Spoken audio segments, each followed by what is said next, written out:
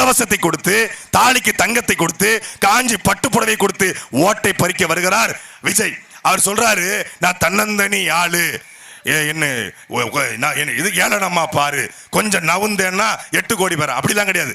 நான் தன்னந்தனி ஆளு, எனக்கு தக்கூரின்னு பேரு,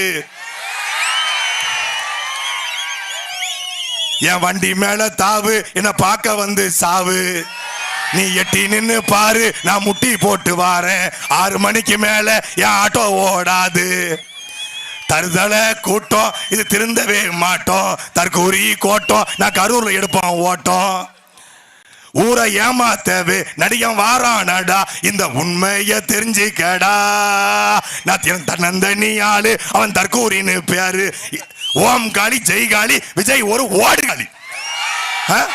அந்த ஓடுகாலிக்கு வாக்களிக்க போறீங்களா, இந்த மக்களுக்காக அடிக்கிற போராளிக்கு வாக்களிக்க போறீங்களா? ஓடுகாலி விஜய் வேணுமா, போராளி சீமான் வேணுமா என்பதை அறிவார்ந்த மக்கள் சிந்திச்சு பாருங்க. காரைக்குடியிலே வாக்காளருக்கு 1000 கொடுப்பதற்கு காங்கிரஸ் கட்சி திட்டமிட்டு இருப்பதாக செய்தி வந்தது.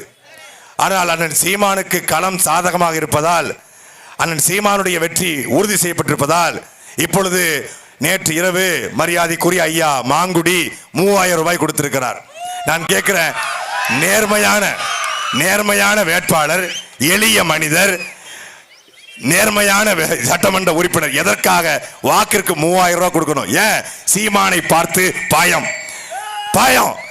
அதுவும் ஒருத்தர் 2 பேருக்கு பயம் இல்ல, ஒட்டுமொத்த காங்கிரஸுக்கே பயம்.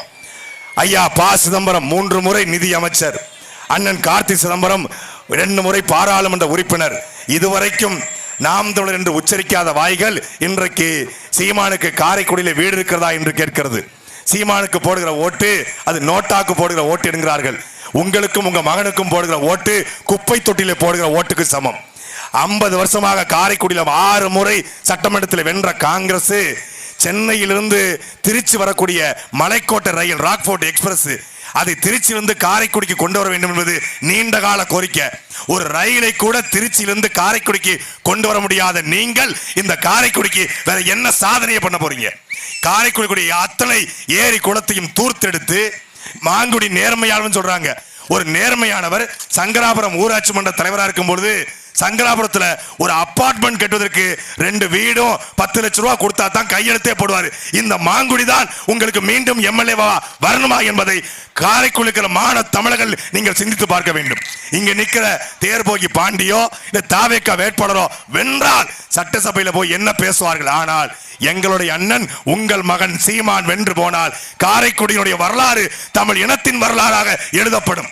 காரைக்குடியிலிருந்து சீமான் என்பது சட்டமன்றத்திலே காரைக்குடியின் சட்டமன்ற உறுப்பினர் சீமான் சட்டமன்றத்தில் பேசினால் எப்படி இருக்கும் என்பதை அறிவார்ந்த காரைக்குடி மக்கள், 5 விளக்கிலே வாழ்கிற மக்கள் சிந்தித்து பார்க்க வேண்டிய தேவை இருக்கிறது. நாங்க ஓட்டுக்கு 2000 தருவோம், 2500 தருவோம், தாலிக்கு தங்கம் தருவோம், 8000 ரூபாய் டோக்கன் தருவோம், ஃப்ரிட்ஜ் தருவோம் என்பது எங்கள் தேர்தல் வாக்குறுதி அல்ல.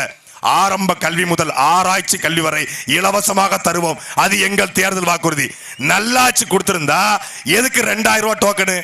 இல்ல 2 பேருக்கு தான் போட்டி, ஒன்னு டிவிகே இன்னொன்னு டிஎம்கே அப்படின்னு சொல்றாரு ஒருத்தர். எதுக்கு போட்டி? 2000 ரூபாய்க்கும் 2500க்கும் போட்டி. அதிமுக 2000, திமுக 2000, தாவேகா 2500 என்றால் நீங்கள் எப்படி மாற்றாக இருக்க முடியும்? எங்க அண்ணன் ரீல்ஸ் போடுற வேட்பாளர் கிடையாது, ரூல்ஸ் போடுற வேட்பாளர், சட்ட திட்டங்களை போடுற வேட்பாளர்.